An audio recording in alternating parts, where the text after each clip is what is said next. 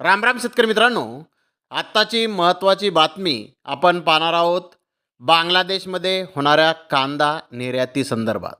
मित्रांनो, बांगलादेशमध्ये जी काही भारतामधून कांद्याची निर्यात होत होती, ती बांगलादेशमध्ये जी काही अस्थिर परिस्थिती निर्माण झाली होती, त्या परिस्थितीमुळे कांदा तसेच इतर शेतीमालाची जी काही निर्यात भारतामधून बांगलादेशमध्ये होत होती, ती बंद होती.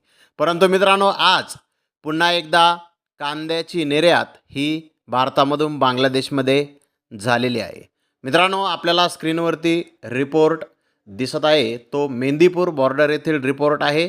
मित्रांनो, मेंदीपूर बॉर्डर येथे आज 7 ऑगस्ट रोजी 3 वाजेपर्यंत 59 गाड्यांची एक्सपोर्ट ही झालेली आहे. तर बॅलन्समध्ये 12 गाड्या ह्या आज मेंदीपूर बॉर्डर येथे आहेत.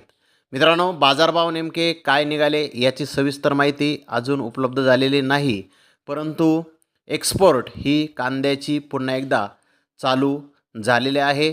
कारण आपल्याला मेंदीपूर बॉर्डर येथील रिपोर्ट हा उपलब्ध झालेला आहे. जी काही सविस्तर माहिती बाजारभावाची इतर गोजेडांगा बॉर्डर येथून किती गाड्या एक्सपोर्ट झाल्या याची जी काही सविस्तर माहिती आहे ती उद्या सकाळी आपल्याला उपलब्ध होईल. परंतु आत्ताच्या व्हिडिओमध्ये जी काही महत्त्वाची बातमी समोर येत आहे ती म्हणजेच बांगलादेशमध्ये जी काही भारतीय कांद्याची निर्यात चालू होती ती पुन्हा एकदा चालू झालेली आहे. तर धन्यवाद मित्रांनो, आपण माझा व्हिडिओ शेवटपर्यंत पाहिल्याबद्दल. व्हिडिओ आवडल्यास लाईक करा, शेअर करा.